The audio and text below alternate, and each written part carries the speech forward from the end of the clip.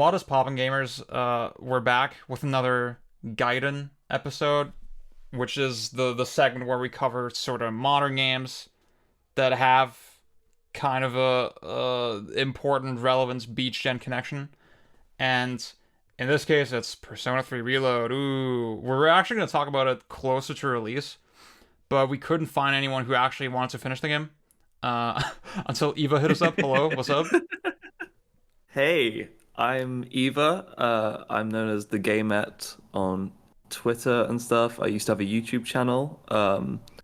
But I have finished. I'm the only person here who's finished Persona 3 Reload. Yeah, I'm honestly, I'm glad you hit me up because this would have completely fallen off our radar, I think. If not for that.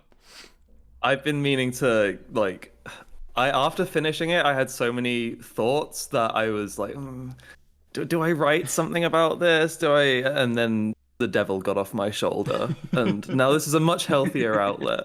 Let's fucking go. Cranker, you came really close, right? Yeah, I got towards the final boss, ran into a brick wall, and then Vengeance came out, and then I dropped off Vengeance and went to the gym and got my life together and had a happy relationship. Alan, you own 3 copies of this game. Yeah, two collector's editions even because GameStop is a silly company. But yeah, I did not get very far. But I have like 3 trillion hours across the other versions of Persona 3. Mhm. So Yeah, I'm not quite as cucked as Alan. I I played it on Game Pass up to the second stratum, and I was like, wow. And then I stopped playing, and then my Game Pass ran out. were you really like wow? I was like, wow, I do not need to play more of this.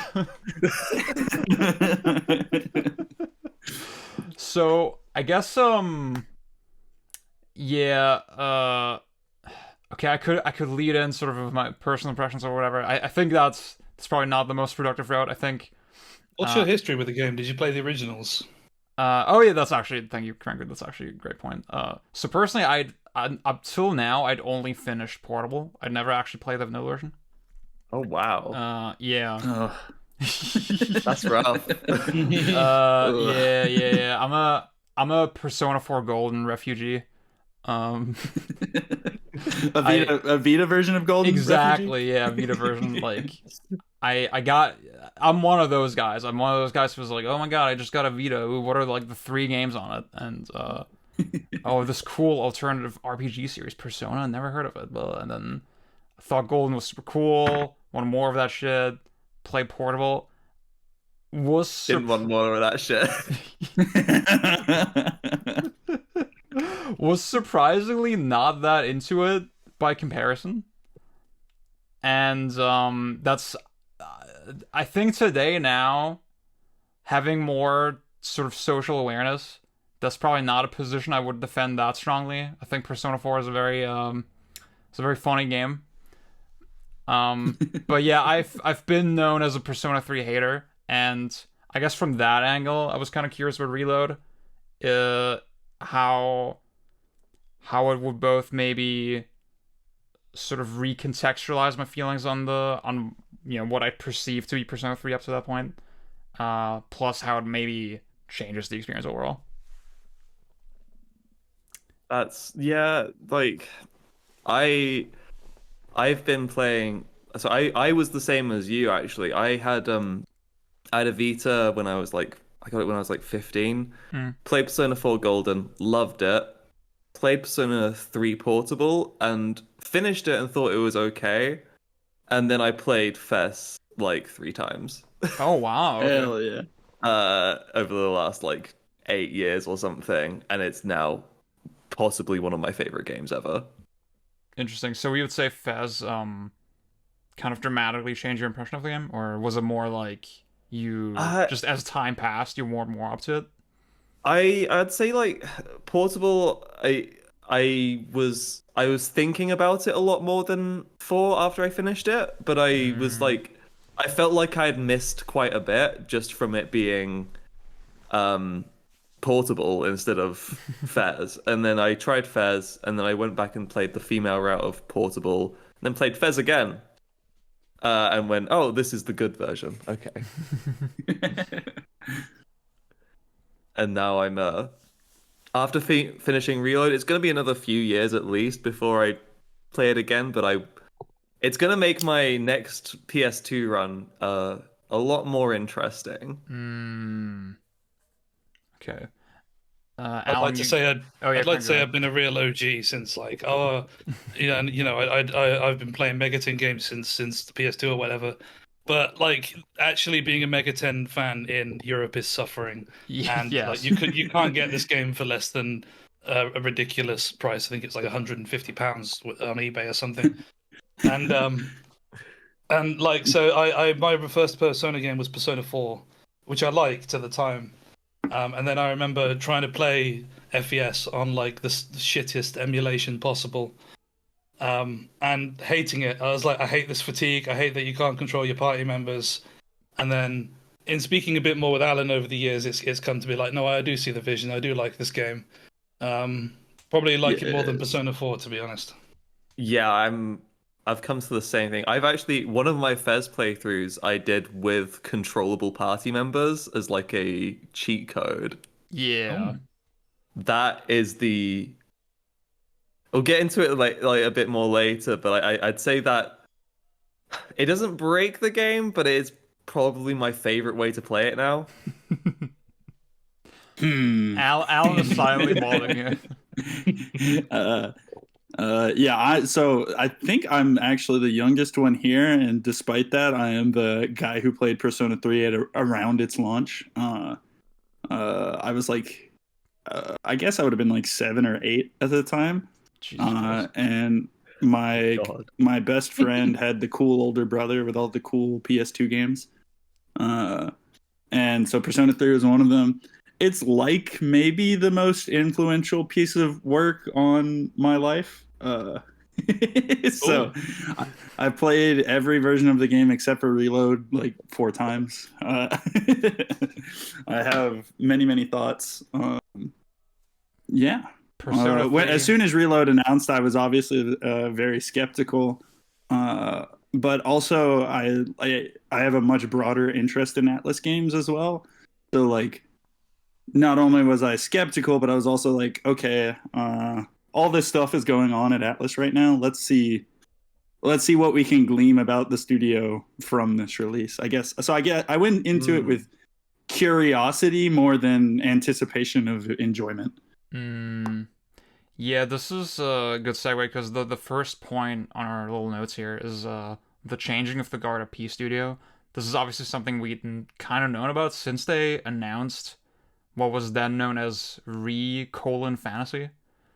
Was that that Yeah. must have been like Yes, 20 that's that correct. must have been like 2017 already, right? Like I It think late was 2017. Yes, because she's in a Etrian game, and we haven't gotten a lot of those lately. Jesus Christ. I remember it was announced around the same time as like the Switch, if I Hmm. remember correctly. Yeah, which was like also around the same time of the Western release of P5. So they Yeah. had enough distance to say, okay, we're gonna make a new studio, blah. So it's And kind of crazy to think that we've had so much time since then, and yet this is like, Reload is the first thing we're seeing from that wasn't process. was it well wasn't Persona 5 Royal done Oh, you by know the what? Reload team? You know what? You're right. Yeah, I think. Well, that's kind of what I heard anyway. Alan, do you know more about that? So, with teams these big, it's always kind of a mix. Uh, but the way Atlas does like its sound or its art teams is very much there's the lead artist and then they have apprentices is how it's been described. So when Kaneko was in charge of everything, Doi Soejima and Megumi Shiraishi were like the people who worked under him. And so now it's the people who have been working on Persona since like 3, but working under Soejima and Hashino and all of them have kind of taken their seats, so to speak. So, I mean, there are people who worked on Persona 5 Vanilla and Persona 3 Vanilla on this team, but the lead creatives have swapped, I guess is the best way to think of it. Okay. Okay. I think Catherine Fullbody was probably also sort of. Actually, no, that was Studio That Zero was as well. Right? that was Studio Zero, and that was the it kind of dashed much interest I had in Project Re Fantasy. That seems so. I mean, I'm sort of hyped for Metaphor. I'm not gonna lie. Looking at it now, I'm currently editing this video for Alan, Yeah. and I'm like, damn, this game looks cool. I'm probably gonna buy this. Like, which is a insane thing for me to say about like a JRPG in 2024. But at the same time, again, like you said, Catherine Fullbody. That was one of the most angriest I think I've been playing a game. Guys love Rectangle. What? It really showed to me like the decline in their writing between the original Catherine and Catherine Fullbody. I It is worth noting that like Hashino didn't work on Full Body, even though it is a Studio Zero thing. Oh, okay. Yeah. I was never that huge on the original Catherine, to be honest. So when the Full Body came out and people were kind of clowning on it, it's like, well, I don't feel like I've missed a whole lot, to be honest. My only exposure to Catherine for years was my mom calling it that game with the hussy on it at Walmart.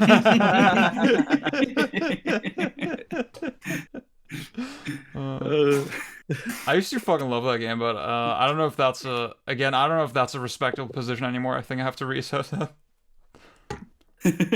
With the changing of the guard, we should also probably talk about how I don't know how true this is or not, but wasn't someone at Sega saying that they want to make Yakuza and Persona yearly or like bi-yearly series now? I remember something like that. Yeah. So that sounds horrible to me. It does. But then you think about it. When was the last year we didn't get anything Persona related? I mean, like when Reload came out in 2024, but then we've had a bunch of crap like Strikers and all that shit in the middle. Yeah, Strikers, Tactica, Royal, Q2, Persona 5, Arena the Phantom Ultimax. Yeah. I will defend Q2. Q2, I like Etrian Odyssey, but the slop factory has been churning for a while, I guess is my take on it. Do you remember when Yu Narukami used to be like the butt of jokes because he was in like 2 spin-offs? Honestly, I won fucking reparations for that. I was a Yu Narukami defender, and it wasn't. Now by comparison, it was not that bad. It was. We didn't know how good we'd got it. Yes. You know? Well, so I think Reload is kind of an interesting, like, because we know Persona 6 is in development. Atlus, I think themselves have said as much, and of course it would be. And we know all the big creatives at Studio Zero are on Metaphor now. So, I mean, it doesn't seem like Reload was a high priority project by just about any metric. I get and it kind of shows. Yeah. Playing it like it felt like the best Nintendo hire this man job that like could have been done. I don't know if that's too mean to the game or not, but well, so like it's clearly like there was money and talent behind the project. Like for the opening, they're tapping like industry legends like Yutaka Nakamura animated the Mitsuru bike scene or whatever. But then it's just like everything feels kind of like it was thrown together maybe a little too haphazardly. There's a lot of things in Reload that are just, they feel a bit like half-baked.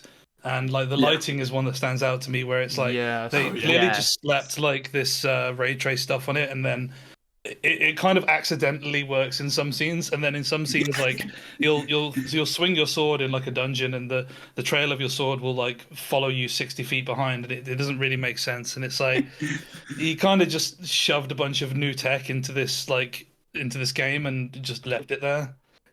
But I mean, Atlus is they're feasting at the moment, you know, they're selling their games quite well, and they've got their scummy DLC practices. And I was always worried that like Atlus previously in the PS2 era always had these sort of like mid-budget games, and like they'd sell a few 100,000 copies, and they just sort of trundle along.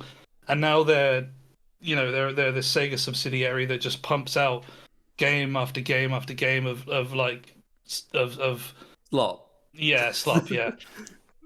So I mean, it's kind of a downgrade, I suppose, but at the same time, it's kind of just how the industry works now. I wouldn't mind this technology being used to like fund some lower ranking projects that Well, like okay. the PS2 era. So we're kind of getting them. It's just they have Persona branding on them, so we all roll our eyes. Because like Right. Persona 5 Tactica was low key pretty fun, but like I can't manage to give a shit about it if I'm being honest. Guys, Stella Deus 2. Guys. Yeah, yo. That was just for me. So the lighting thing is something I would like to hone in on a little bit because I mean P3 and P4 and you could even argue a lot of the Megaton games before that, they're not known as these like crazy aesthetic masterpieces or anything usually. I think P3 and P4 specifically, they're definitely games that they feel like they're working within their means. But I was sort of startled that even when Digital Foundry, they made a video about Reload, and even they pointed out like, yeah, even in this cheap ass looking PS2 game, it felt like it had a little more atmosphere. It felt like, oh, okay, objects had a little bit of self-shadowing. There was a little consideration of just the color tone of a scene and all that stuff. And I remember there was just a lot of just threads and memes about, in Reload it feels like they just forgot to toggle on the SSAO setting in Unreal Engine, and just how much instantly better the game would look with just a little bit of shadow. It's just the kind of which is a funny thing. Yeah. Oh, shadow Persona, like cue the fucking Markiplier, like.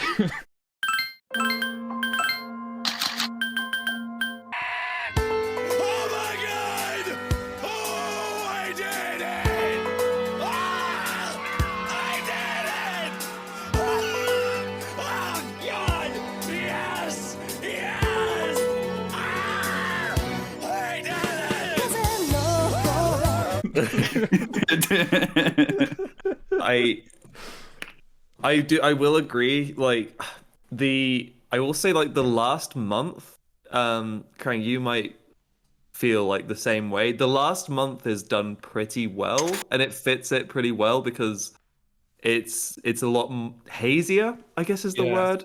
Yeah, it kind of washes everything out, and it sort of looks like how you'd expect the dorm room is kind of like that, where everything's all grey and dusty. And it's like, this is how I remember it sort of looking, but like how I remember it looking on a day-to-day basis rather than just a pivotal point in the game. Yeah, absolutely. I did my Alan special where I tweet 60 times in a row about something and then never again. When I was playing through the first maybe 10 or so hours of this game. And my observation on the lighting was anytime there was a scene that was supposed to have like dramatically colored lighting, like if it was like really orange outside because they were trying to convey sunset, or it's like really green in the dark hour, like stuff looks like pretty good.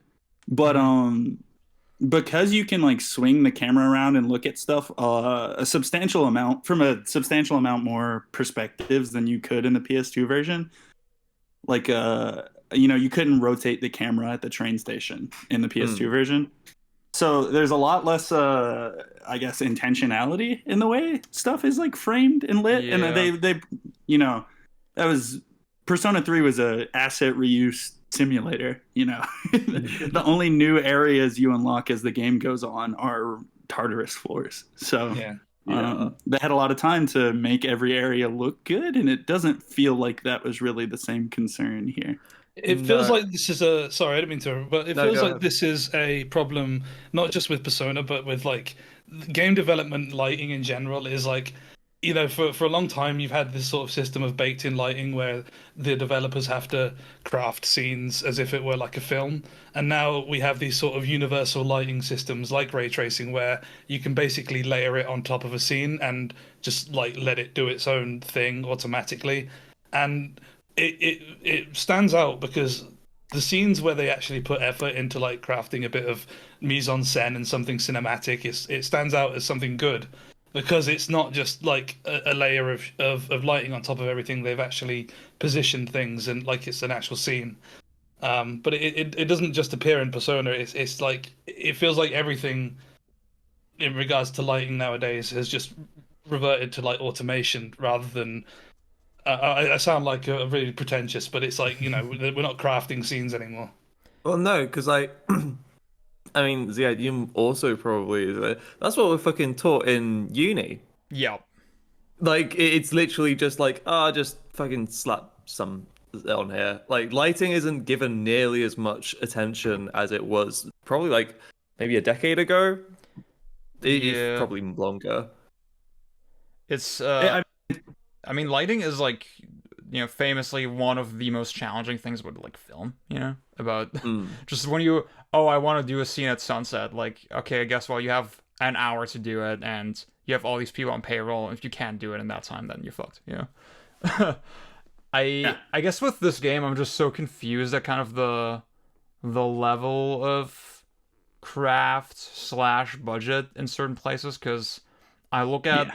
the character portraits, for example, or the UI, and a lot of that shit actually looks pretty stellar to me.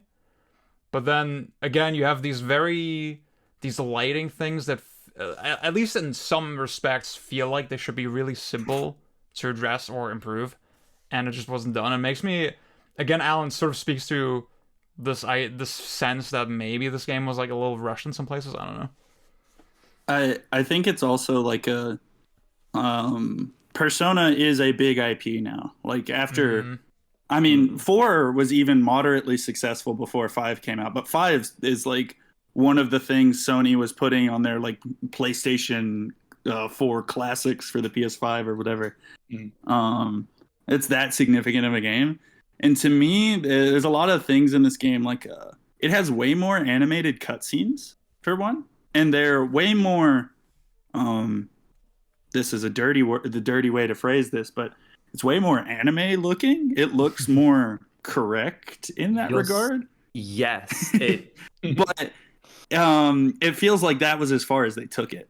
And so stuff like the super controllable camera or whatever is like a thing your modern gamer expects to have in their video game. Uh, and so it's like it feels to me like a lot of features like ray tracing were added because that's a thing a modern game should have, as opposed to like and the team didn't really have the experience with those features to push them through yeah. craftsmanship wise, or maybe it was a budget, or maybe it was a time thing. You can't ever say, but I mean, as you uh, pointed out, like when there's a couple of scenes that really utilize the lighting well, it looks good. So you know, it probably we don't want to slag the developers off. They're probably actually quite good at yeah, crafting scenes, yeah, but yeah, you yeah. know, given the realities of development and time and budget, yeah, it probably is a rushed thing. It does definitely. It feels more rushed and like it's. They've taken a lot of the personality out of it in the process because while say, going through to school now, the school has like definitely a much grander sense of scale than it did in the PS2 version. Just Mhm. because of the camera angle, you can like look up and see how high the ceiling is, and like have this whole.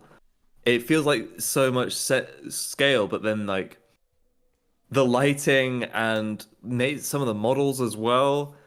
Um, Yeah.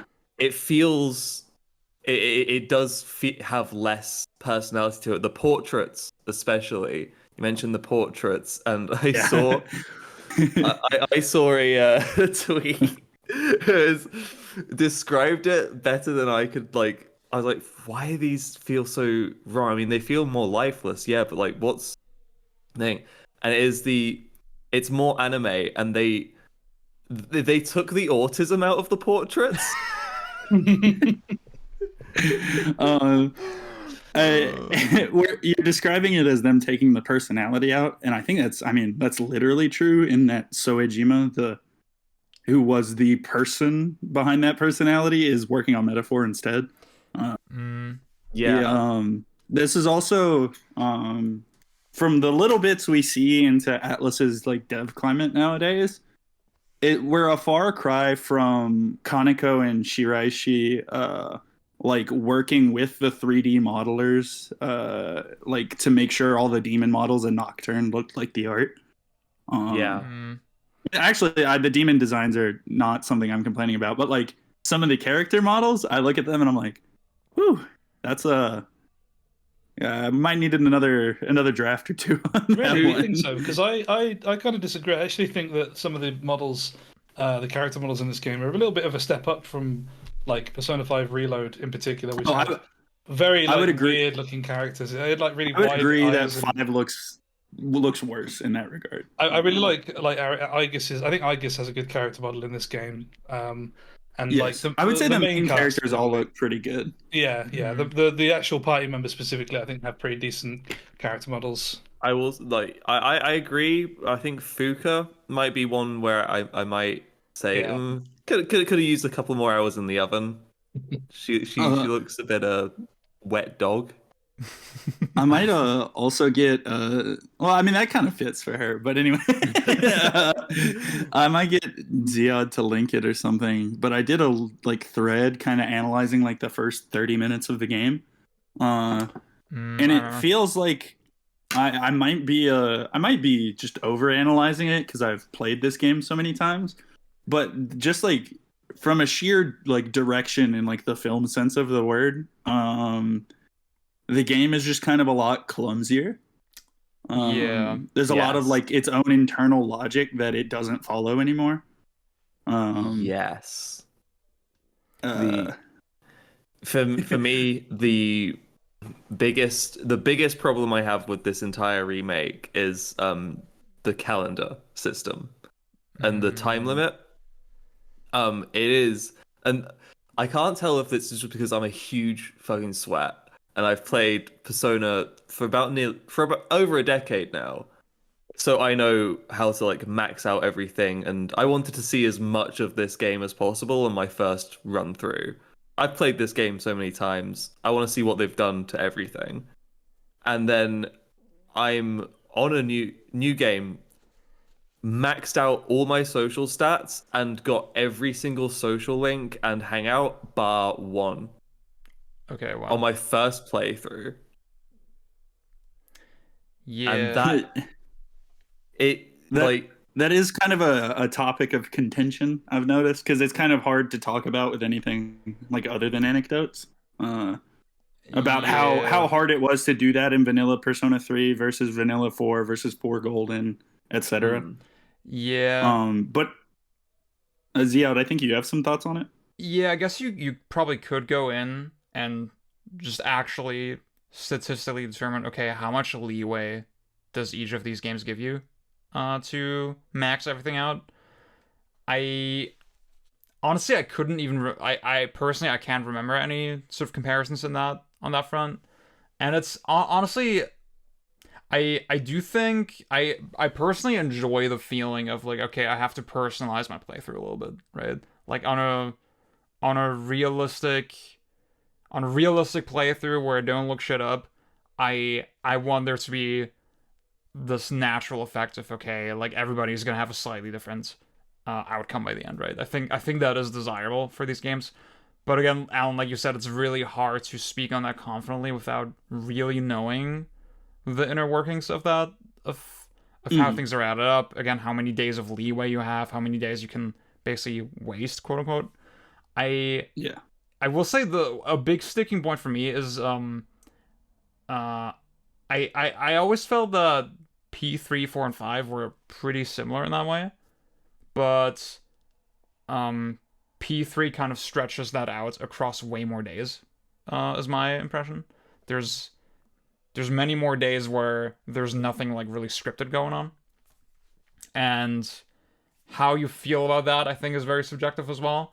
We can talk about that, But maybe Cranky, do you have thoughts on the calendar, or if it's maybe slightly too lenient compared to the original? No, really, I don't care. I mean, I cheated and just looked up a guide for all the answers, and I don't feel bad about it because like I was also in the same boat of just wanting to see the content. Like I played this game before and I know the story, and I just wanted to see all the various things play out. And I mean, I like the calendar thematically more in this game than any other Persona game. It just like it intuitively makes sense. It's Yeah. about the time you have left, and it's literally the time you have left. It's like it's kind of thematically very poignant. I like it, but I don't really pay that much attention to the very nuances of like how it's balanced and stuff. It doesn't really interest me all that much. Okay. I think more important is like I do kind of like the newer way of Persona games giving you like more options to friend zone some people or more options to like get it right than Persona 3 FES has, where it's like it's very tight and you can reverse social links and stuff like that. I mean, that's got its own charm, but also it's kind of annoying. And you know, you could maybe make like that sort of like experiential. Oh, it's like real life relationships, but it's like at the end of the day, it's a game as well, and it kind of I don't know. I suppose you could say like there's value in replaying this game and seeing the stuff you didn't see before, but it's a big investment when it's a really long JRPG. It's not like, you could storm through an action game and take a different route. It's like no, you're gonna have to sit down and read more fucking text for another 50 hours. It's a big ask of the player. Yeah, well, for me, it's less the replay or the potential replay value, more the fact that when I look back on my playthrough, I felt like it was personal. I feel like Yeah, I feel like I get that more, or there's a stronger chance of me getting that if the game is a little more strict. I've always had this like whenever you play a game that has like dating mechanics in it, I've always like saying like, "Oh, my favorite girl is whichever the one you first latch onto, which is the school the coach girl." So she was always like my favorite social link in all the other games, just because she's the first one you meet and the first one you sort of develop a relationship with. And then as you play the games more and more, you start to like actually like the other characters more and more, and it's not just whoever just sort of bumbles in front of you.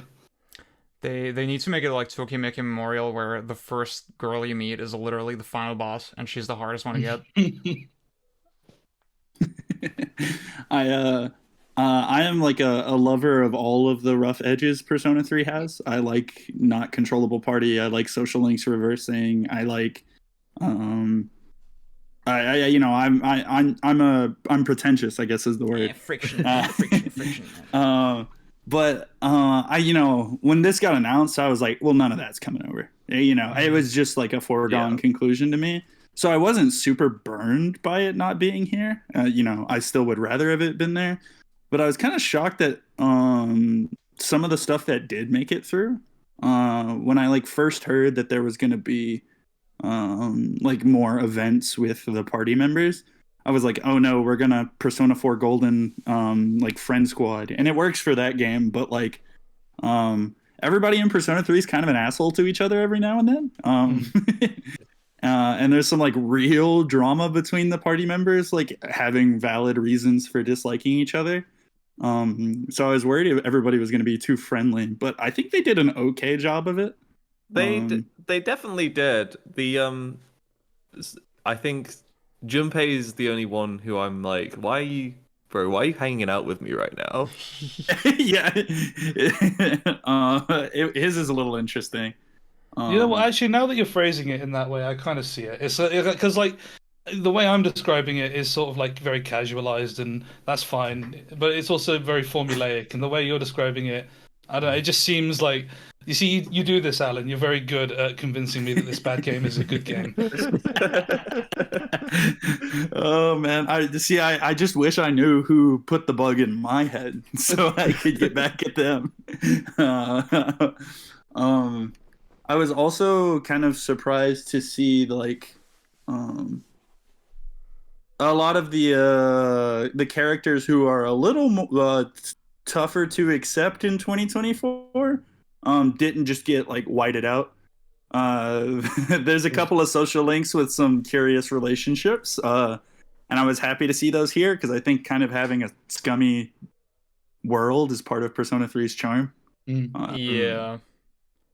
It's not just like Tanaka, where it's like, oh, he's a sketchy businessman. That's like as far as like 4 or 5 ever really take it in my head. There's obviously some more thematic maturity in those games, but it can feel very juvenile to me sometimes. Whereas Persona 3 is a lot more likely to just like show you something gross and then offer you no comment or anything to do about it, you know? Yeah. I think would. Sorry, carry on. No, go ahead. One of the things that I like struck me about this playthrough that I can't remember if it was in the original. It didn't seem as bad, but like you the right answers are always like the real dick answers. Like I think about Kaz's social link, and it's like all the answers that you give him are like, you know, fucking pussy hole, pull your bootstraps up, and it's like, Yeah. and then like he eventually hurts himself doing what you tell him to do, and you don't really reflect on it. You just sort of like, well, serves you right, doesn't it? You just the thing with like Persona 3 social links is you do have to just like you have to be the yes man more or less. Yeah. Even when half these characters are like, I'm gonna destroy myself, just so you know. You're just like, yeah, cool, dude, go for it. Awesome, thanks. There's some significance with the fool's journey and that kind of character writing. But like it really when you're talking to like the kindergartner who ran away from her parents and you're just like being her best friend and not doing anything about that, it's kind of crazy. Thank you, enabler San. There's like something about the idea that, oh, okay, there's a mechanical reason why I'm doing all this. I get a mechanical benefit from it. So it sort of stands to reason that I would kind of cosplay as an ass kisser, yeah. That I Yeah. Yeah, it sort of makes sense because, you know, Persona, you wear different masks, but it's just never feels like something the games are super aware of, really, tonally. Yeah, and it's even more of a problem here than in later ones, because Makoto, the protagonist, Minato, whatever you want to call him, is like very much a character separate from the player. Yeah. Yeah, much more. I'd say much more than three, like you or Ren. Is that his name? I think so. Yeah, I'd say like Makoto is definitely the most defined character out of the modern trilogy. And it's kind of for better and for worse at times, because like they really want you to LARP as this guy, but like eventually he will just do something that's probably not what you were thinking of doing, especially as you get later into the game and his backstory kind of separates him from you further. Yeah.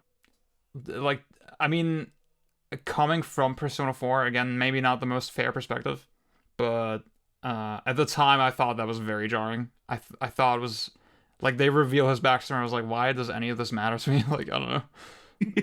You were the one who first pointed it out to me, and it made my brain change. Whenever I say that shit, everybody thinks I'm fucking insane.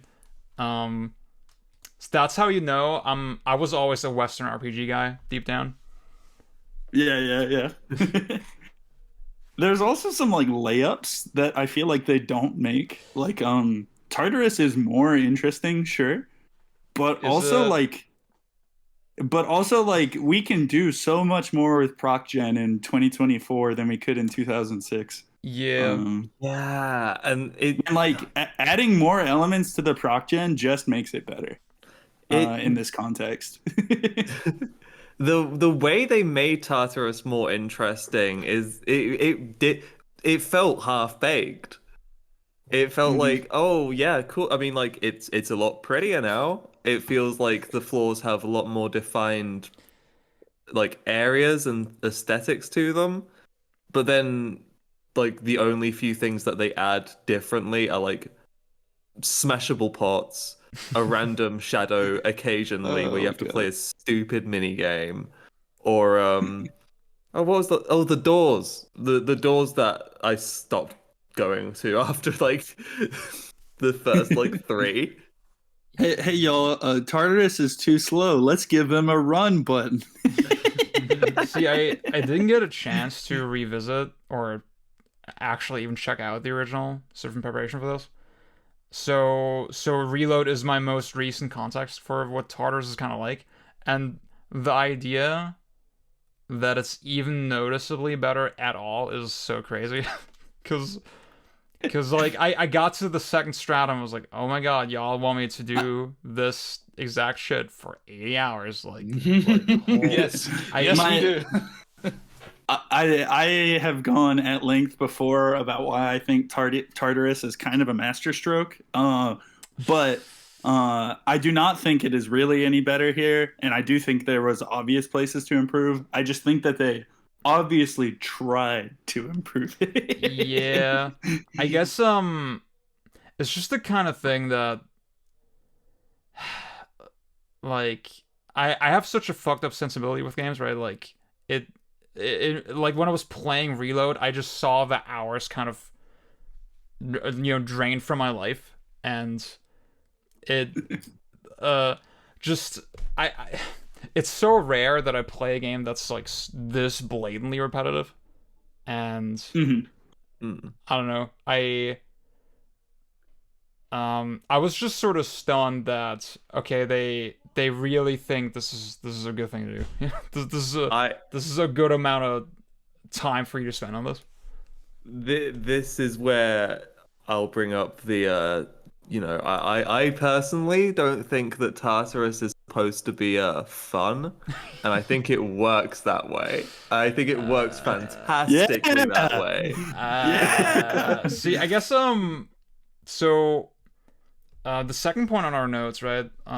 Alan, you said how do you go about keeping game I can't read, culturally relevant in the current era? Brackets are remakes and inevitability in that pursuit. And this makes me think about sort of okay, what could the objective of this remake have been ideally, right?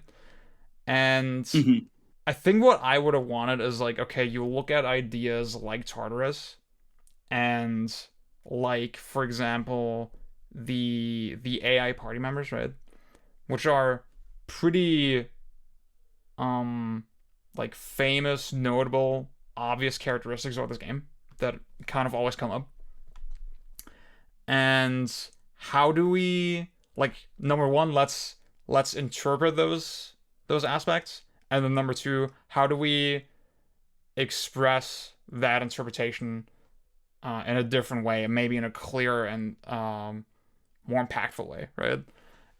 And yeah, I mean, my approach to a Persona 3 remake would have probably been way more abstract, way more radical. I would have probably not stuck as closely to the structure of this. Yeah. I couldn't tell you what exactly that would have looked like, right? But I Would you think, have added yeah. Sorry, would you have added an anime girl that changes the ending? Yes. Anime girl that like bumps into you on the third day of the game, and then it's like, oh, you can decide to pursue her or maybe not. The narrator has some funny text about her that really makes her seem significant. Yeah. Just a little. I just wanted to know before we move on about the about Tartarus.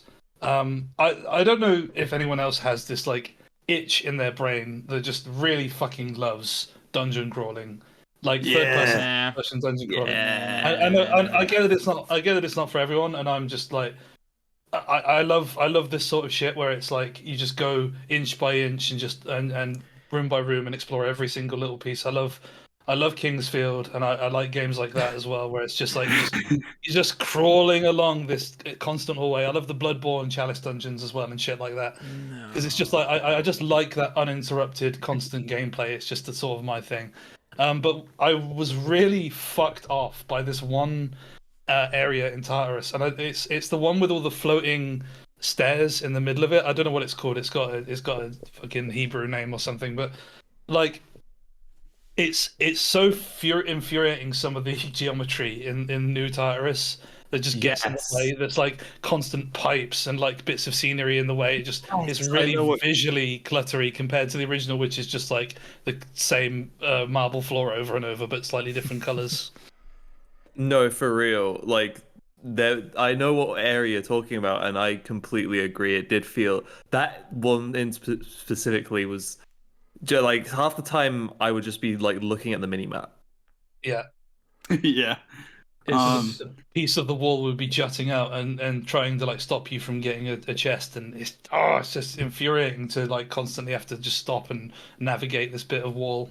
Yeah, it's funny you mentioned Kingsfield because like that is, I want to yeah. say that is the one bit of preparation I didn't know. It was totally random. Like I played some Kingsfield last night, and yeah, just the idea of okay, you made some tunnels and you put one enemy in the tunnel, and then I slowly approach it and I hit it, and then I back away and then I hit it, and then I back away and then I hit it, and I That's wait for it. gaming. It's It's it's so so good. fucking bad, dude. Oh my god, it's Um, like that's like the most Ziad scaring type of game ever. Like I'm sorry. uh, you were talking about like reinterpreting Persona 3, and I think Yeah. that is actually like wonderfully connected to Tartarus because like the value of Tartarus to me is that it expresses something I have not experienced elsewhere in a video game.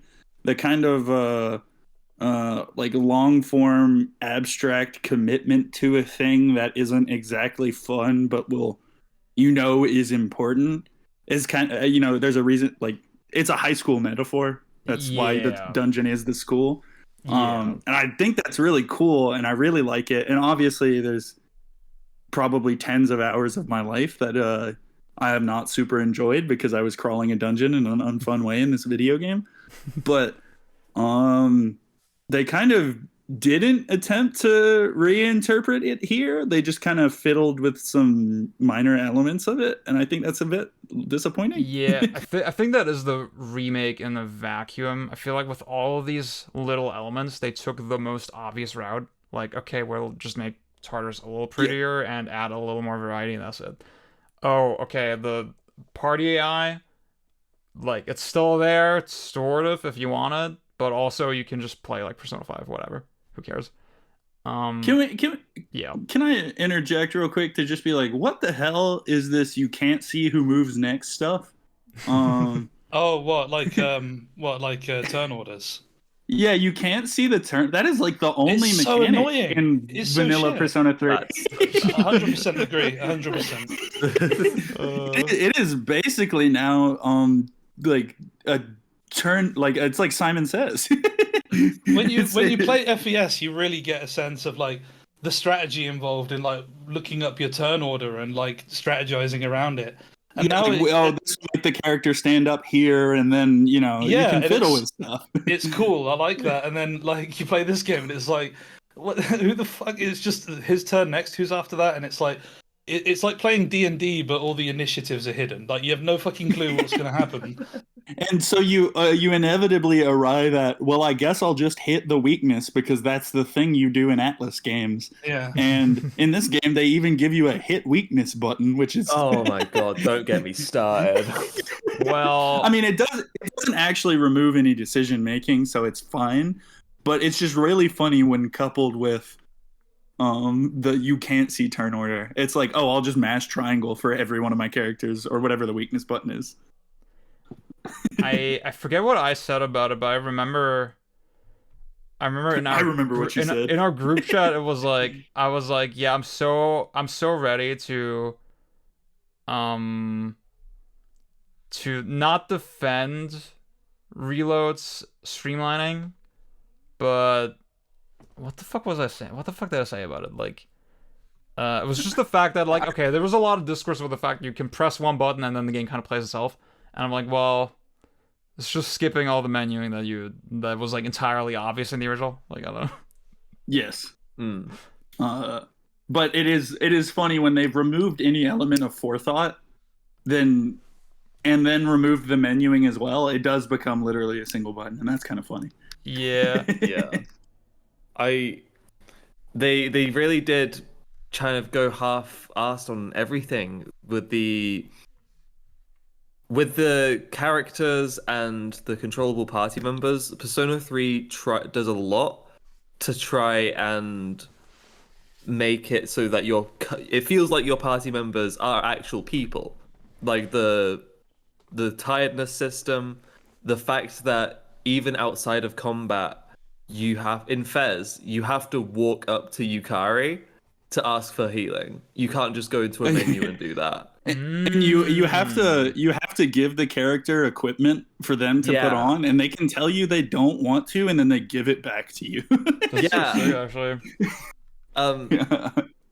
And there's just none of that in Reload. And I understand why, because you'd get, Joe Gamer, who really loved Persona 5, going on and be like, what the fuck? Why do I have to go talk to her to do it? Because, it's a remake. I think it's also interesting that like people are like, well, it speeds the game up a lot, but it like really doesn't, because the No. game already vanilla Persona 3 moves really quickly because you're not controlling the party members anyways. You're I setting was about to tactics. say, they added 3 more steps. And I guess it's kind of unimaginative feeling in that like I've talked about this with like a lot of people over the years, and in that time I've thought about it a lot, and I'm like, maybe for like boss fights or something to enable more interesting design in those, because they kind of suck in Persona 3. You could give the player party control there under the assumption that like, okay, the leader is giving orders in this intense situation or whatever, and then not give it to the player in the dungeon or something like that. There were other options for them to do, but they already know the Persona 5 way sells 11 million units or whatever. Yeah. Yeah. I think one thought that I had was that the idea of a Persona 3 remake, quote unquote, is like, it's like important by default. And they kind of don't have to do anything crazy with it to make it, quote unquote, a big deal. Because like, yeah, we can go again. I'm repeating myself a little, but the idea of, okay, clearly the game, the original, wanted your party members to feel like sort of autonomous entities, and that is cool. But maybe it didn't express that in the most clear or again, most impactful way, right? I think Alan, I forget when I said it, but the way I put it back in the day was that the game is sort of repetitive and I'm speaking of the original, is repetitive to the point that the unique mechanics just kind of become mechanics, and they become kind of mundane. Yeah. And you see them as mechanics more than thematic elements, right? And again, the ideal should have been to figure out a way to make even a modern audience a little more receptive to that, and make that somehow more impactful. And I think that's something that can be done, right? I think, again, like, you look at like the Soul series, for example, which it's such a meme to mention that as a fucking comparison point, but like, clearly when Demon Souls came out, there was a lot of very esoteric and like weird quirks that game had that now have just become kind of normal and like a cool, unique, accepted part of that experience. And I think it needed something like that, but I also think they never had that ambition in the first place with Reload. I think maybe they attempted to do something with theurgies and like that, which is the theurgy, the special move that the characters get, and how it ties into like what you do in the overworld is you talk to characters, you spend time with them, and then they grow as people, and then they learn theurgies. Just like, I mean, taking out like what theurgies add to combat, which is nothing. That I think they're really unbalanced and pointless, and they shouldn't be there. But like, I kind of see an inkling of like trying to make a character a bit more unique, in that it gives them like this ultra move that you only get from actually speaking to the character and interacting with them and spending time with them after a series of events.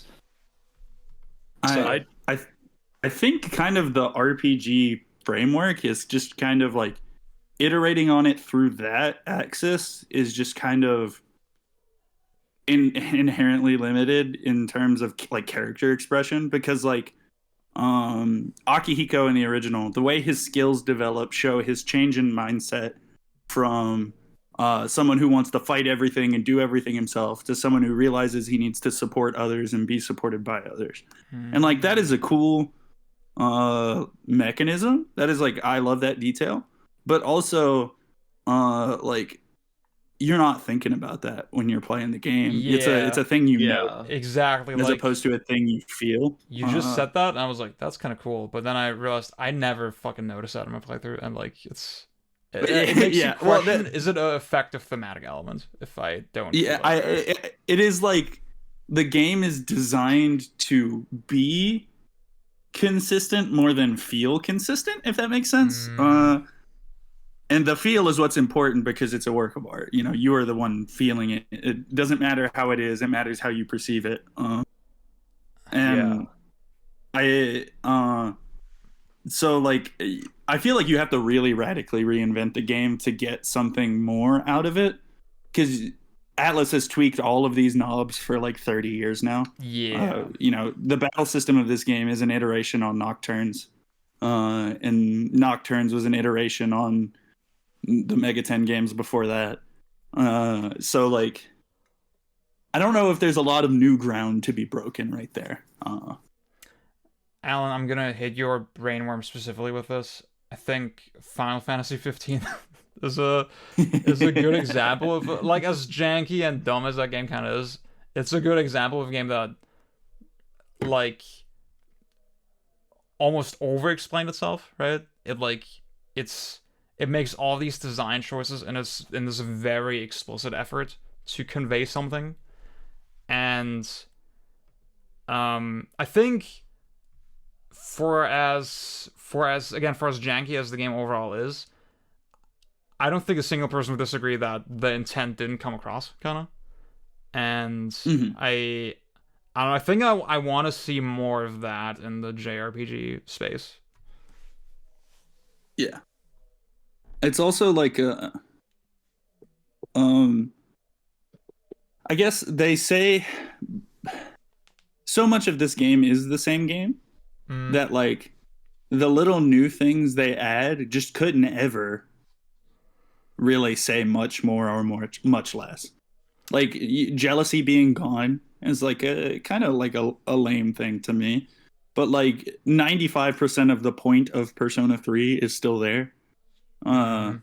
and 90 and you know what it isn't is also still there. I don't know. No, It's I really kind of agree. unambitious. Yeah.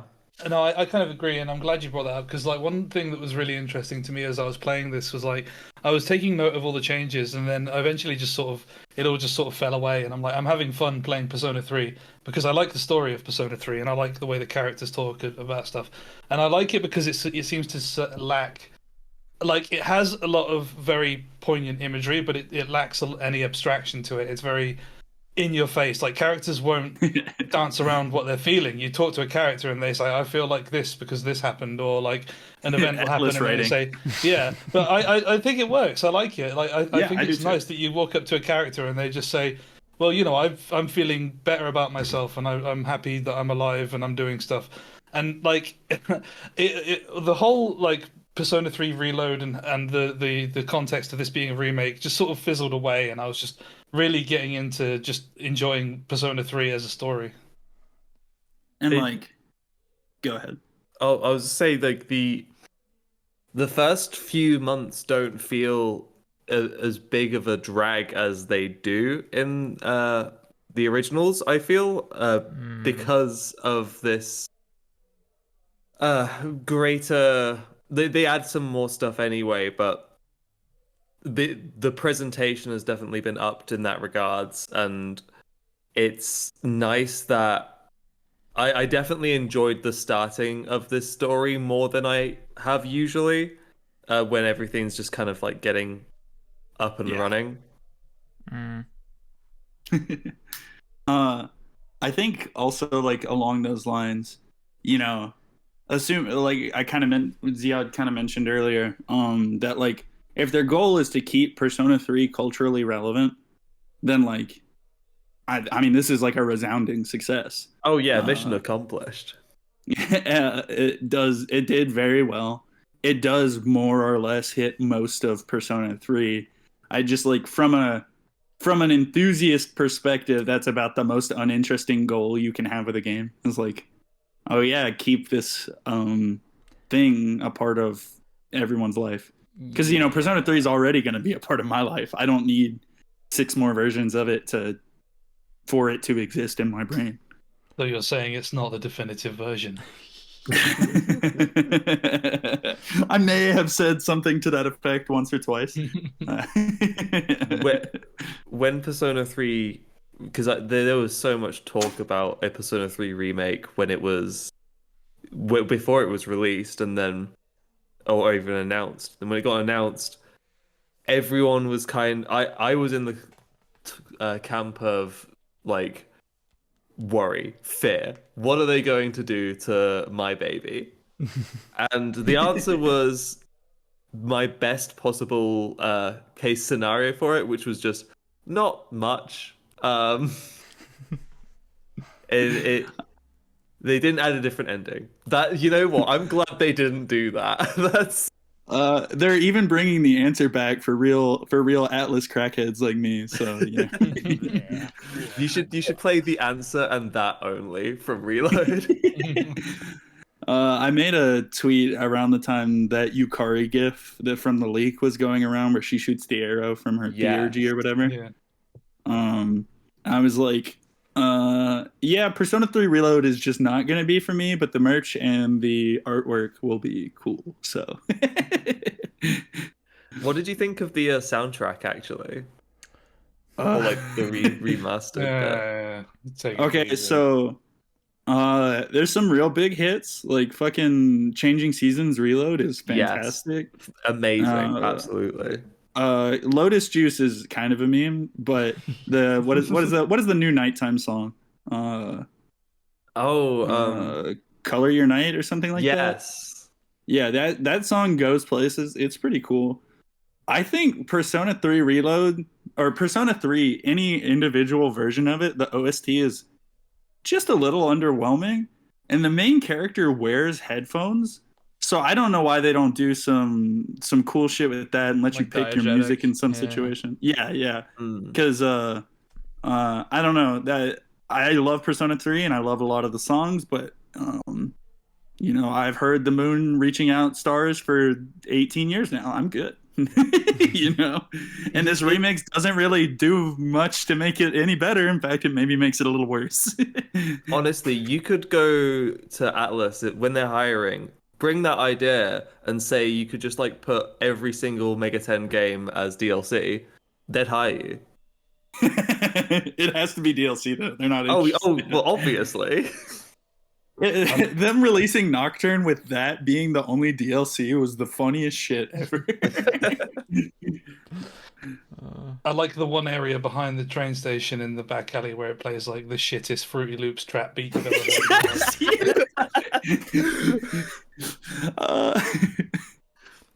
The one song that I think they butchered completely was the Burn My Dread Last Battle. Oh, really? They fucked it up? Oh, it's not good. They set the toaster too hot. They really burned. I think Lotus Juice is best when you cannot understand him, and that moment is so short, and he's kind of mumbling is not the right word. He's pretty articulate. He's just kind of in that lower register there. I think that song is like one of the best ones on the OST. So if they fucked it up, that's tragic. Yeah, it's grim. Yeah, I didn't get very far into the game. Obviously, one of the only songs I can really speak on is the dorm theme. But they changed it from the sort of weird rapper to Lotus Juice. Yeah, who was it in the original? Because it was like originally it was like this very low pitched, sort of distorted. I'm in the house like carpet. And now Lotus Juice is sample. doing the same lyrics in his like typical flow. Honestly, I wasn't that mad at it. I was like, yeah, this is kind of a cute switch up. It was like the original was from like a sample CD, I think, of just hip hop vocals. I think it was kind of a curiosity that they had a rapper on the OST, and that song that you hear for most of the game just inexplicably didn't have him. It's so soul. Oh, we somehow dodged the more obvious issue with the dorm. Holy shit, it's ugly. Yeah, I mean, we talked about the lighting. I think the dorm is the one of the most significant examples of that. again, just total lack of atmosphere. You see everything just seems kind of overexposed a little bit. Mhm. It's bad. I saw People someone. Sorry, carry on. I saw someone saying like, yeah, everyone, the brightness setting is just Yeah. turned up way too high. Yeah, Mm. you have They to did crank that with the brightness Nocturne way HD down. too. Yeah. Nocturne HD also had the curious effect of if you turn the brightness down, it lowers the bloom as well, Yeah. which is which actually, like, if you turn it down 2 notches, you're a lot closer to the PS2 version, but that's still baffling for a AAA video game. You remember when was it Pokemon? Which one was it? I forget. But like there was one where if you just have 2 Joy-Cons connected and you push forward on both of them, you like run twice as fast. No way! Yo. What? That's awesome. Was it? Sword and Shield made you get an item in one of like a mid game town to be able to adjust your audio settings. That's What the that's fuck? see that's Ludo. That's sick. That's Mario Sunshine. You get the I think when you The get all the sunglasses. shines, you get the sunglasses that like let you I think it's lower the 30. brightness. Oh, okay. I think it's, and it's not like you can fiddle with the brightness. It's just he puts them on you, and now the game is darker. Yoko Taro who honestly. Yeah. I was gonna say that like, oh, I actually wanted to ask because y'all are towards the end of the game. Okay? Y'all might not remember this because it's a minor detail, and I'm probably the only one who cares. Are the dorm members, are your party members in the dorm the final day before you go to Tartarus? Oh shit. I believe that. Yeah, because Yeah, I think so. Yeah. Oh, this is dog shit. Why? Where should they be? They should They're be at not the shrine. there. Oh, No, of course. none of them are there in Oh, you can't even wait, no. you can't even find them around the town in vanilla because they're assumedly seeing their loved ones because they think they're gonna go fake death. Oh, Shit. that's cool. No, that doesn't happen. They do go to the shrine. They do go to the shrine, and it's maybe the day before. It's either the day before or the day of. I believe it's New Year's Day or just after New Year's Day. Yeah, one of those. It's either on the 30th or the 31st of January. They're still like around the town together. Okay. So like Mitsuru and Yukari are like going shopping together. Junpei's Okay, doing that's not that whatever. bad. It's nice. It's like, they're all just chilling out. Like I said, this game has seeped so thoroughly into my DNA that every detail is something I could potentially be super mean about. I will say there's one thing that I really will be mean about, and that's that Chidori like being able to survive is Oh, like so yeah. forecasted to you now. It's lit because I was kind of torn on it even being in FES, so if they I make it don't- obvious now. it's why I've got the original 3 in my top 5 instead of FES. You're so based for that. Because I was doing everything I could to like see every single part of Reload. Then it was you talk to Junpei because he's got his he doesn't have like just a regular like you can talk to this character speech bubble. He has the oh, you are next up in a hangout speech bubble. And it was, man, I wish I could see Chidori. I wish I could get her those flowers. Then you like think to yourself, I should get those flowers so Junpei can see Chidori. That's crazy. And I just went, nah, she's staying dead. I That's As the a narrative yeah. equivalent. Sorry, as a relative The narrative outsider on equiv- this, the fact Go that ahead. that's the difference between life and death is so goofy. Like, what the fuck? is it portable? I can't remember. I try to. Half of the people watching this video probably have me blocked because of what I've said about portable, so I do not remember. Yeah. It's I not will goofy, say- it's the butterfly effect. It's what happens, you know. So true. If he hadn't gotten that flower, Flies persona. you buying that flower caused the invasion of Afghanistan. That is like the narrative equivalent of the press R1 to hit weakness. This has been a bit more rambly than our normal episodes, but you got me talking about an Atlus game, Ziad. This was inevitable. So maybe that speaks to Persona 3's quality. Oh. I mean, Persona 3 is a mess. It's one of the messiest JRPGs, like big JRPGs I've played. But it's I love my that thread mess. of everything wrong with it, like just on a programming level. Like every single time a character appears in a cutscene or something, it is a brand new character model. What? Awesome. So is it a separate model on the disc or something, or how does that work? Yeah, as I understand it, yeah. And I mean, That's the fucking game still shipped awesome. on one disc, so I mean, I guess that's fine. But I mean, the character models are like, what, 10 polygons? So Yeah, and 8 of them are in Minato's hair.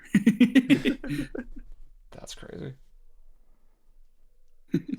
yeah, it's the story is definitely been preserved at least, you know?